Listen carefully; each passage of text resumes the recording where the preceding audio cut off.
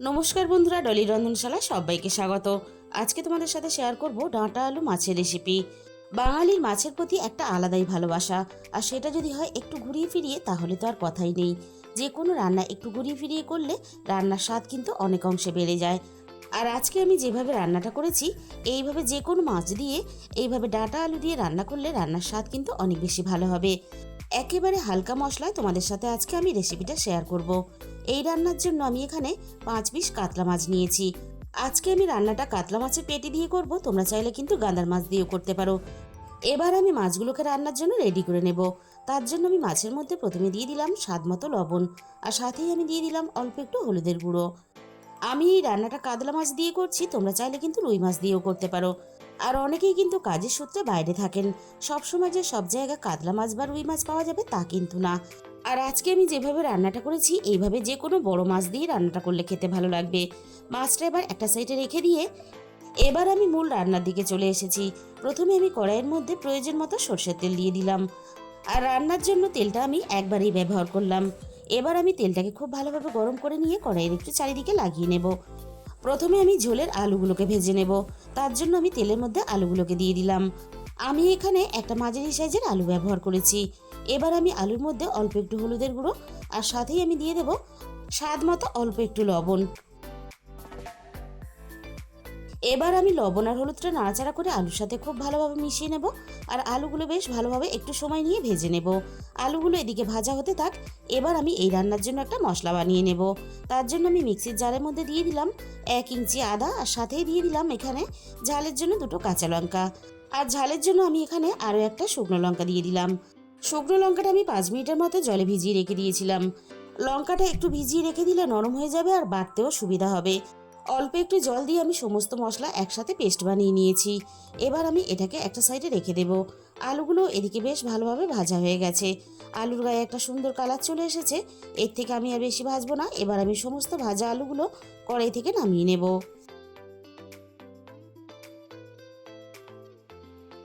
ভাজা আলুগুলো কড়াই থেকে নামিয়ে নেওয়ার পরে এবার আমি মাছগুলোকে ভেজে নেব। আলু ভাজার পরে তেল যেহেতু বেশ ভালো গরম থাকে, তাই আলু ভাজার পরে মাছটা ভাজলে ভেঙে যাওয়ার ভয় থাকে না। সবগুলো মাছ আমি তেলের মধ্যে ভাজার জন্য দিয়ে দিলাম। মাছের একটা সাইড আমি বেশ ভালোভাবে ভেজে নিয়েছি। অপর সাইডটা ভাজার জন্য এবার আমি উল্টে দেব। আর এইভাবেই ঘুরিয়ে ফিরিয়ে মাছগুলোকে আমি বেশ লালচে করে কড়া করে একটু ভেজে নেব। মাছগুলো আমি বেশ ভালোভাবে ভেজে নিয়েছি। এবার আমি সমস্ত ভাজা মাছগুলো কড়াই থেকে নামিয়ে নেব। আর আমি এই রান্নাটা পেটির মাছ দিয়ে করছি। পেটির মাছ একটু কড়া করে ভাজলে তাহলে খেতে ভালো লাগে। এবার আমি এই রান্নার জন্য 1 মুঠো বড়ি ভেজে নেব। অল্প একটু বড়ি দিলে রান্নাটা খেতে বেশ ভালো লাগে। তবে বড়িটা তোমরা যদি একেবারেই মাছের ঝোলে পছন্দ না করো, তাহলে বড়িটাকে স্কিপ করে যেতে পারো। বড়িটা আমি নাড়াচাড়া করে বেশ ভালোভাবে ভেজে নিয়েছি। আর আমি কিন্তু এখানে মটর ডালের বড়িটা ব্যবহার করলাম। তোমরা চাইলে যে কোনো ডালের বড়ি রান্নাতে ব্যবহার করতে পারো। সমস্ত ভাজা বড়িগুলো আমি কড়াই থেকে নামিয়ে নিলাম। কড়াইয়ের মধ্যে বাকি যেটুকু তেল আছে এই তেলে আমি বাকি রান্নাটা করে নেব। এবার আমি ফোড়নে দিয়ে দিলাম অল্প একটু গোটা জিরে। এবার আমি ফোড়নটাকে নাড়াচাড়া করে কয়েক সেকেন্ড ভেজে নেব। ফোড়ন থেকে সুন্দর গন্ধ বেরোনোর সাথে সাথে এখানে আমি পেঁয়াজ কুচি দিয়ে দিলাম। আর এই রান্নার জন্য মাঝারি সাইজের একটা পেঁয়াজ আমি বেশ পাতলা পাতলা করে কেটে রেখেছিলাম।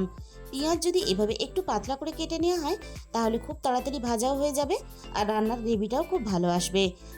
মিনিট 3-4 মতো আমি পেঁয়াজটাকে নাড়াচাড়া করে ভেজে নিয়েছি। আর পেঁয়াজগুলো দেখো বেশ অনেকটাই নরম হয়ে গেছে, আর পেঁয়াজের মধ্যে একটা সুন্দর মিষ্টি ভাজার কালারও চলে এসেছে। এবার আমি পেস্ট করে রাখা মশলাটাকে দিয়ে দিলাম। এবারে আমি মশলাটাকে পেঁয়াজের সাথে নাড়াচাড়া করে একটু সময় নিয়ে বেশ ভালোভাবে কষিয়ে নেব, আদার কাঁচা গন্ধটা চলে যাওয়া পর্যন্ত। মশলাটাকে আমি নাড়াচাড়া করে বেশ ভালোভাবে কষিয়ে নিয়েছি। মশলার কালারটা চেঞ্জ হয়ে গেছে। এবার আমি একে একে রান্নার গুঁড়ো মশলাগুলো দিয়ে দেব। প্রথমে আমি দিয়ে দিলাম 1/2 চামচ হলুদের গুঁড়ো, আর সাথেই আমি দিয়ে দেব 1/2 চামচের একটু কম ধনে গুঁড়ো, আর ধনে গুঁড়োর সাথেই আমি দিয়ে দেবো 1/2 চামচের একটু কম জিরে গুঁড়ো। এই রান্নাতে ধনে গুঁড়ো জিরে গুঁড়ো খুব বেশি পরিমাণ ব্যবহার করার দরকার নেই। অল্প অল্প করে ব্যবহার করলেই রান্নার স্বাদ অনেক বেশি ভালো হবে। এবার আমি সমস্ত গুঁড়ো মশলা একসাথে নাড়াচাড়া করে বেশ ভালোভাবে একটু সময় নিয়ে কষিয়ে নিয়েছি। মশলার মধ্যে দেখো একটা বেশ জমাটি ভাব চলে এসেছে। এরকম জমাট ভাব চলে আসলে বুঝে নিতে হবে মশলাটা আমাদের খুব সুন্দর করে কষানো হয়ে গেছে। একটা মাঝারি সাইজের টমেটো আমি আগে থেকেই পেস্ট করে রেখেছিলাম। এবার আমি পেস্ট করে রাখা টমেটোটা দিয়ে দিলাম। আর টমেটোটা এভাবে একটু পেস্ট করে দিলে তাহলে রান্নার কালারটা ভালো আসবে। মিক্সির বাটি দিয়ে আমি অল্প একটু জল দিয়ে দিলাম। এবার আমি রান্নার স্বাদ মতো লবণটা দিয়ে দিলাম। এবার আমি টমেটোটা নাড়াচাড়া করে বেশ ভালোভাবে সমস্ত মশলার সাথে কষিয়ে নেব, টমেটোর কাঁচা গন্ধটা চলে যাওয়া পর্যন্ত। মিনিট 3-4 মতো আমি মশলাটা নাড়াচাড়া করে বেশ ভালোভাবে কষিয়ে নিয়েছি। মশলা থেকে সুন্দরভাবে তেলটা দেখো উপরে ভেসে উঠেছে। এবার আমি ভেজে রাখা আলুগুলোকে দিয়ে দিলাম। এবার আমি মশলার সাথে আলুটাকে নাড়াচাড়া করে একটু কষিয়ে নেব। মিনিট 3-4 মতো আমি মশলার সাথে আলুটাকে কষিয়ে নিয়েছি। মশলার সাথে আলুটা পাক হওয়ার জন্য কড়াইটা আমি একটু ঢাকা দিয়ে দিলাম। মিনিট 2-3 মতো আমি কড়াইটা ঢাকা দিয়ে দিয়েছিলাম। এবার আমি কড়াই থেকে ঢাকাটাকে সরিয়ে নিলাম। এবার আমি কেটে রাখা ডাঁটাগুলোকে দিয়ে দিলাম। এবারে আমি ডাঁটাগুলো সবকিছুর সাথে বেশ ভালোভাবে কষিয়ে নেব। ডাঁটা আলু সবকিছু একসাথে কষানোর সাথে সাথে মশলার মধ্যে একটা শুকনো ভাব চলে এসেছে, তাই আমি অল্প একটু জল দিয়ে দিলাম। আবারও আমি সবকিছু একসাথে নাড়াচাড়া করে বেশ ভালোভাবে একটু সময় নিয়ে কষাতে থাকবো।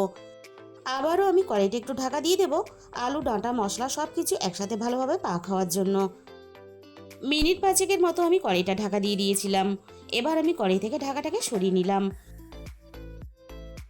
আবারও আমি সবকিছু একসাথে একটু নাড়াচাড়া করে নেব।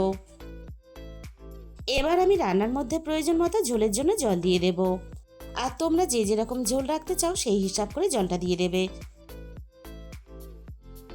এবার আমি সবকিছু একসাথে নাড়াচাড়া করে বেশ ভালোভাবে মিশিয়ে দেব। আর ডাঁটা আর আলু বেশ ভালোভাবে সিদ্ধ হওয়ার জন্য এবার আমি কড়াইটা ঢাকা দিয়ে দেব।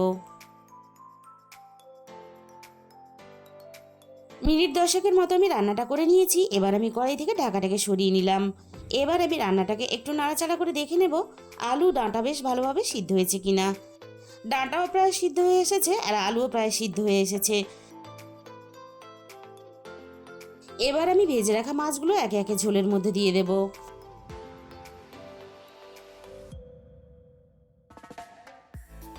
আর মাছের সাথেই আমি ভাজা বড়িগুলোকেও দিয়ে দিলাম। এবার আমি রান্নার মধ্যে 1 চামচ গরম মশলার গুঁড়ো দিয়ে দেব। এই সময় গরম মশলার গুঁড়োটা দিলে তাহলে রান্নার সাথে সুন্দরভাবে মিশে যাবে। এবার আমি ঝোলের মধ্যে হালকা হাতে সবকিছু একসাথে নাড়াচাড়া করে বেশ ভালোভাবে মিশিয়ে দেব। আর রান্নাটা আরও একটু ভালোভাবে করে নেব। আবারও আমি ঢাকা দিয়ে 5 মিনিটের মতো রান্নাটা করে নিয়েছি। এইভাবে একদিন হলেও তোমরা হালকা মশলা মাছের ঝোল রান্না করে দেখতে পারো। তাহলে বন্ধুরা, আজকের এই রেসিপিটা শেষ পর্যন্ত দেখার পরে তোমাদের যদি ভালো লেগে থাকে তাহলে ভিডিওতে একটা লাইক করে দিও আর নিজেদের বন্ধুদের মধ্যে শেয়ার করে দিও। আর কমেন্টের মাধ্যমে জানিও তোমাদের কেমন লাগলো।